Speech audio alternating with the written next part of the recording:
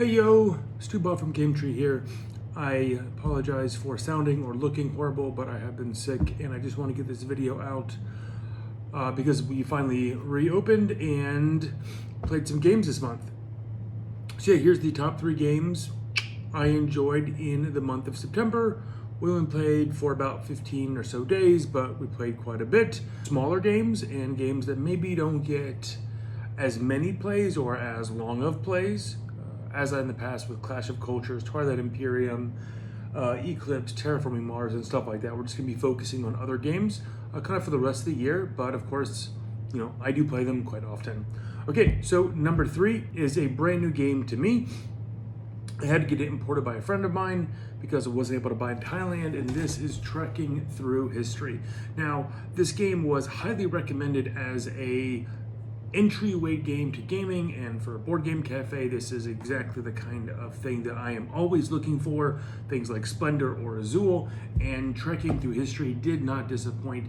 It was so easy, I thought we were playing it wrong. It was just maleficent. It just smooth, flowed. And the funny haha but part was that we thought we were also playing wrong because we did not understand why we always were in the same time. And then on my 3rd or 4th game of it, I just deliberately was in a different period as the other players and saw that that was a path to victory. So Checking Through History, very beautiful, great artwork, easy to understand. They have a wonderful, wonderful how to play video. They even have some secret stuff on the back that you can get. Trekking Through History, currently, from my understanding, only available in the US, but they have a lot of these types of games. So if you're interested in it, check it out. And this is, again, the lowest barrier to entry, very easy, wonderful little game, Trekking Through History, about 30 to 45 minutes. So I've been working on a deck builder, playlist, review type situation. I love deck builders. And so the next game also has been out for a little while, but new to me, was Super Motherlode. Again, super low barrier to entry. I think this is easier than Dominion and easier than the Road to El Dorado. I really love that there's literally no real words on the cards, and that's great. Everything is just iconography, very simple to understand, maybe after a few minutes of rules. I love that it really was like the Dig Dug that I played as a kid. I like that the board moved down, so you only had so much time, and the game moved extremely fast.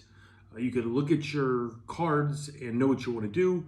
Also, unlike many other deck builders, in this game, Super Motherlode, an action is to draw more cards, so you don't just automatically draw cards, which really changes the fundamental of the game.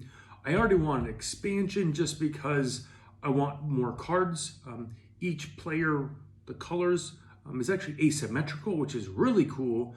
That's just a random thing. So you say, I want to be blue, you get the blue cards, the red, what have you. Super Motherlode, quite cheap actually. It's not a very thick box, but amazing, low barrier entry. Probably an 8-year-old could play this. Really nice. Wish it was like 4 or 6, but I don't think it's sold that well that it's gonna have more. So if this sounds like something you want, low barrier to entry, fun, fast, frenetic turns deck builder, go ahead and pick up Super Motherlode. As a side note, I actually watched a video, which I'm going to pin down, of a reviewer that actually kind of convinced me to pull the trigger on Super Motherlode. And number 1, the game that I've been playing a lot of, but just having the most fun, is Res Arcana. Caveat, both expansions included.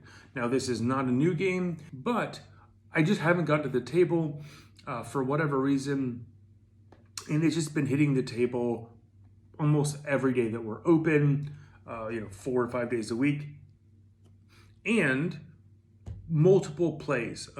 I have a lot to say about this, and maybe I'll do like a review of just Res Arcana and my thoughts, but Res Arcana is devious. It has a lot to offer, and yet you need as little as possible. In some ways, Res Arcana is akin to Century Spice Road, where sometimes the fewer cards you have, the better. And I was really amazed at that. I thought that Res Arcana would have a lot more time to build your engine, to draw cards, to collect resources, but upon maybe our 15th play or so, we started to see that going after the places of power as soon as possible is the way forward, and that really blew me away. I thought the game was longer in the tooth, but suddenly when it turned into a 10 to 15 minute game, it really changed the way I saw this game.